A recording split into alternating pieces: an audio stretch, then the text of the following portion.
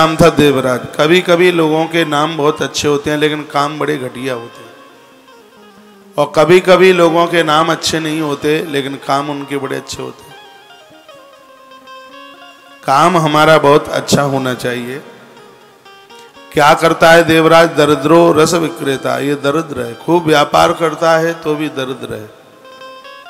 दरिद्रता क्यों नहीं जाती? क्योंकि इसका व्यापार ठीक नहीं है। रस विक्रेता, शराब बेचता है। मुझे चारों वर्णों के लोग सुन पा रहे हैं और मैं बहुत आग्रह पूर्वक निवेदन करूंगा, मैं समाज का कोई ठेकेदार नहीं हूं, मैं समाज का प्रार्थी हूं। बस मैं प्रार्थना करता हूं। धन कमाने के बहुत ज़्यादा साधन होते हैं। जरूरी नहीं है कि शराब बेच के मुर्गी फार्म हाउस बना के ही धन कमाया जाए। धन आया ये बड़ी बात नहीं है, धन आया कैसे ये बहुत बड़ी बात है। धन की आवक कैसे हुई है? यदि धन गलत तरीके से आया है तो तीसरी पीढ़ी में पेट फाड़ करके निकल जाएगा। बच्चों को बर्बाद ही नहीं, कंगाल कर देगा, उखाड़ फेंक देगा। अभी तो गड्डियां आती हैं, पैसा आता है तो लोग बड़े प्रसन्न होते हैं, कहते हैं हमारे पास तो माल बैग भर के रात को आता है। बैग भर के कैसे आता है, इस बात का जरूर विचार करें। परमात्मा उसी को स्वीकार करता है जिसने अच्छे कर्म किए। बहुत लोग अपराध करते हैं, कहते हैं भगवान को चढ़ा देंगे। भगवान कुछ भी नहीं लेता अपराध। आप कोई अच्छा सा काम करें और सरकार, भारत सरकार तुम्हें पारितोष दे और आप कह दें कि इनाम मुझे चाहिए नहीं, आप अपने कोष में जमा कर लो, तो भारत सरकार तुम्हारे इनाम को अपने कोष में जमा कर लेगी। आपने अच्छा काम किया है और गवर्नमेंट आपको 10 लाख रुपया देती है और आप कहते हैं सरकार से कि मुझे ज़रूरत नहीं है, ये आप अपने कोष में जमा कर लें, तो सरकार उसको जमा कर लेगी। कोई व्यक्ति किसी का मर्डर कर दे और धारा 302 लग जाए और कहे कि इसको सरकार अपने कोष में जमा कर ले, जब जरूरत पड़ेगी तब ले लूंगा, ऐसा संभव नहीं है। अच्छा करोगे उसको सरकार जमा करेगी, कुछ घटिया हो गया तो दंड तत्काल मिलेगा। आप कुछ अच्छा बढ़िया करते हैं उसे भगवान स्वीकार करते हैं, और हमसे अपराध होते हैं, पाप होते हैं तो उसका भोग हमको ही भोगना पड़ता है।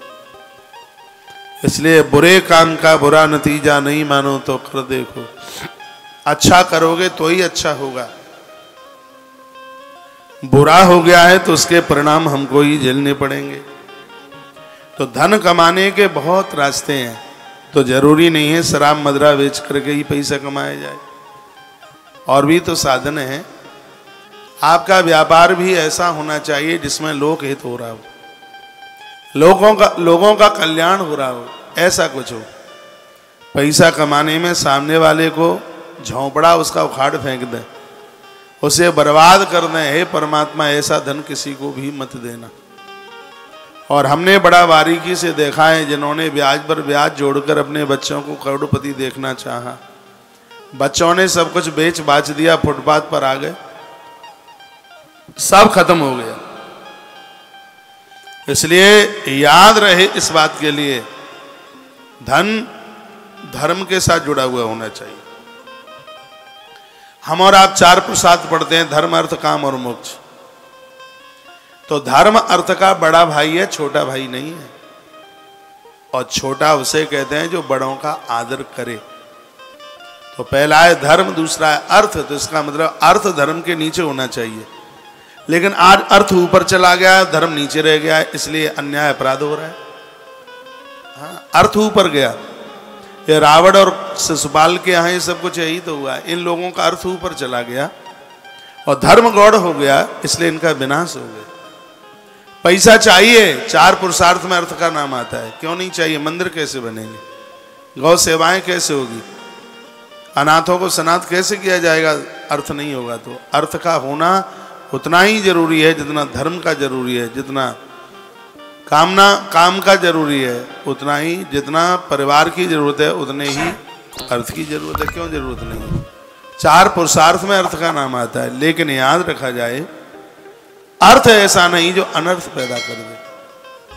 अर्थ का ज्येष्ठ भ्राता है धर्म। धर्म तो सबसे ऊपर होना चाहिए, और मैं तो कहता हूं मोक्ष के भी ऊपर धर्म होना चाहिए। धर्म नहीं होगा व्यक्ति को मुक्ति मिलेगी क्या? तो ये कथाएं, ये वार्ताएं हमें धार्मिक बनाती हैं, हमें दयालु बनाती हैं।